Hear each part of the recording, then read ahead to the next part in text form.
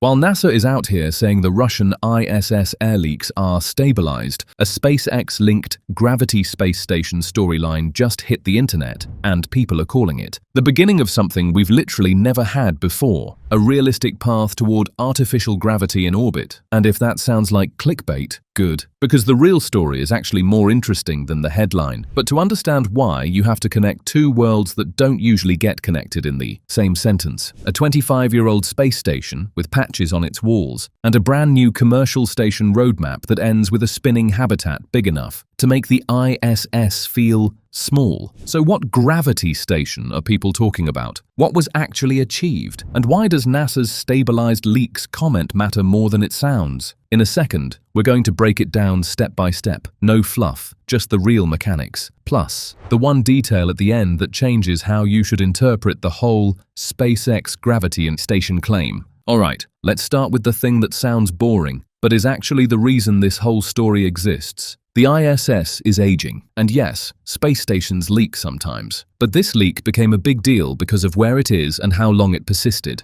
NASA and Roscosmos have been dealing with air leaks in a transfer tunnel on the Russian segment for years, specifically in an area called the PRK, connected to the Zvezda module. And the leak has been tracked since 2019. Now here's where it got spicy. At one point, NASA's public briefings and outside reporting pointed to leak rates on the order of a pound or two of air per day. That doesn't mean everyone's in danger right now. It means the station is getting older, and the margin isn't infinite, and everyone takes this seriously. So serious, in fact, that in June 2025, NASA delayed a private astronaut mission, Axiom Mission 4, because they wanted time to evaluate the situation after Russian repair work and new pressure data. NASA's own wording was basically the segment was holding pressure, but they wanted additional time to assess whether more troubleshooting was needed. Then, in July 2025, a NASA ISS operations manager said the leaks had stabilized, describing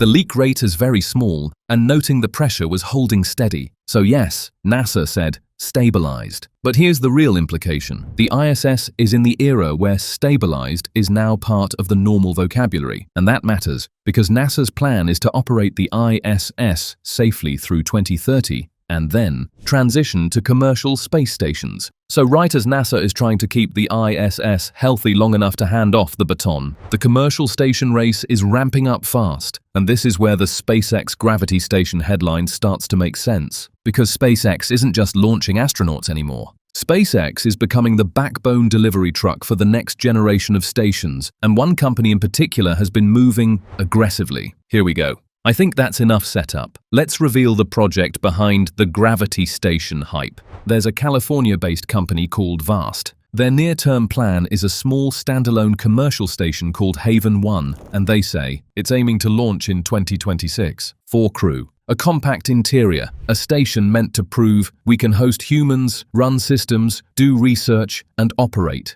independently. And yes, SpaceX is right in the middle of it. VAST announced that their first crewed mission to Haven 1, called VAST 1, would use a SpaceX Dragon spacecraft, launched on Falcon 9, docking for up to around 30 days. And VAST made a big, bold claim when they announced that partnership. They said, this is the first time in history a commercial station company has both a contracted station launch and a visiting human spaceflight mission lined up. That's a never-seen-before milestone, at least in the commercial station world. But the internet didn't stop at commercial station. The internet went straight to the fun part, gravity. Because VAST's long-term goal isn't just a station.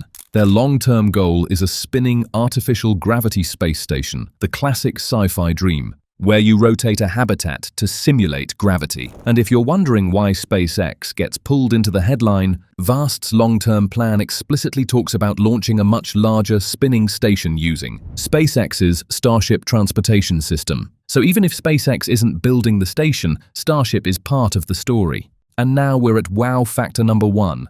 This isn't just one station. VAST has a whole roadmap, a demo spacecraft, a first station, Haven 1, a bigger multi-module station concept, Haven 2, and then, the thing that makes people freak out, an artificial gravity station concept, listed for the 2030s, designed to generate artificial gravity by rotating end over end at 3.5 rpm. Let me translate what that means in plain English. They're not talking about a treadmill and a bungee cord. They're talking about a station that literally spins to create a force that feels like gravity. Now, before we go full sci-fi, here's the breaking part that's getting people excited right now. Vast already flew an in-orbit testbed. It's called Haven Demo, and it deployed in November 2025 on a SpaceX rideshare mission called Bandwagon 4. Vast says Haven Demo achieved mission success after deployment, captured 4K video of its solar array deployment, and became power positive. And SpaceX's own Bandwagon 4 mission listing shows Haven Demo on the deploy timeline. That's a real milestone, not a render,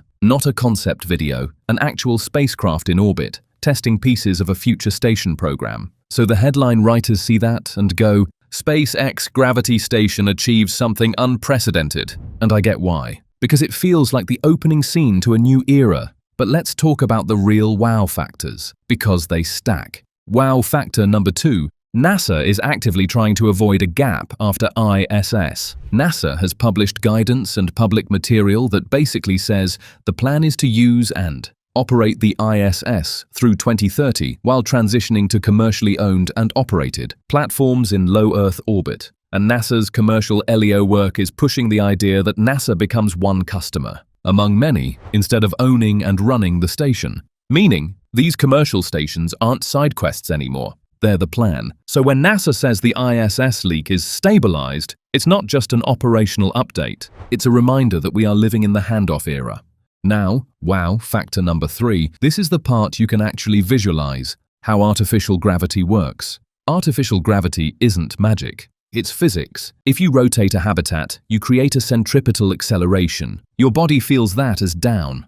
So the bigger the radius, the slower you can spin for the same gravity. And the slower you spin, the less weird it feels for your inner ear. That's the key trade. And this is why basically every serious artificial gravity concept eventually runs into the same engineering reality. To do this well, you want a big structure, and you want it strong, and you want it balanced. Now here comes the cliffhanger. If artificial gravity is just spinning, why haven't we done it already? Because wow factor number 4 is also the biggest uh-oh factor. Spinning in space creates problems. Motion sickness from Coriolis effects, structural loads, vibration control, docking and visiting vehicles, and an entire control system problem because you're not just pointing a station, you're managing a rotating mass in orbit. This is why you've seen tiny centrifuge experiments, but you haven't seen an operational rotating station where crews live long-term. It's not because we don't understand the idea, it's because making it practical is hard, which is exactly why what Vast says next is so interesting. They've publicly said they want to explore conducting the world's first spinning artificial gravity experiment on a commercial space station, starting with Haven 1 as a stepping stone. That's not the full gravity station, that's the baby step. But baby steps in space are everything, because you don't go from 0 to a 40-person rotating station overnight. You go demo, small station, bigger station, gravity experiments, gravity station. Now, wow factor number 5. Look at the scale they're talking about for their long-term artificial gravity station concept. On their roadmap, Vast lists a future artificial gravity station concept with 950 cubic meters of habitable volume, 40 crew, and rotation at 3.5 rpm. And they even show size comparisons against stations like Tiangong and the ISS. Whether you agree with the exact comparisons or not, the message is clear. They're not aiming for a little lab. They're aiming for the next civilization-grade habitat. And if Starship becomes a reliable heavy lift system, suddenly the mass and volume requirements for bigger structures get less insane. That's the synergy everyone is staring at. Vast wants to build big. SpaceX wants to move big mass to orbit. NASA wants to transition off ISS, and the ISS is aging. Now, let's connect it back to the ISS leak story, because this is where the narrative really lands. When NASA delayed a private mission in June 2025 to evaluate the Russian segment leak, Situation, it wasn't panic. It was process, safety culture, but it also showed how fragile the whole ecosystem is right now. We still have one main outpost for long-duration research and international crews, and we need it to stay healthy long enough for commercial replacements to mature. So when NASA later says the leaks stabilized, that's good news. But it's also a countdown timer reminder, because every year that passes makes the commercial station transition more urgent. Now here's the part that makes this whole SpaceX Gravity Space Station achieved something never seen before, headline both exciting and misleading. Ready? Here's the end reveal. There is no official SpaceX announced Gravity Space Station that just turned on artificial gravity. What people are calling SpaceX's Gravity Station is really a SpaceX-launched, SpaceX-partnered commercial station roadmap, primarily VAST's Haven program, where the Gravity Station is a long-term goal and the recent achievement is a real but smaller milestone. Haven demo flying successfully in orbit, plus the broader fact that a commercial station company has lined up a station launch and a crewed visiting mission using SpaceX hardware. So the headline isn't totally made up, but it compresses like 10 years of roadmap into one breaking sentence. And honestly, that's why this story is worth covering. Because even if the gravity part is the future, the direction is real. NASA is actively planning the transition to commercial platforms. The ISS is being managed carefully as it ages. And companies are now flying real hardware, building real station plans, and pairing with SpaceX to actually get to orbit. So here's the big takeaway. The world is shifting from one government-owned station to multiple commercial stations, where NASA becomes a customer and where the next generation might finally test the one thing we've wanted for decades, a way to live in space without living in microgravity 24/7. Now let me leave you with the real cliffhanger. If a commercial station actually proves artificial gravity experiments are doable, what happens next? Do we see Mars mission planners change their entire strategy? Do we see long-duration crews spending months at partial gravity in orbit to stay healthier?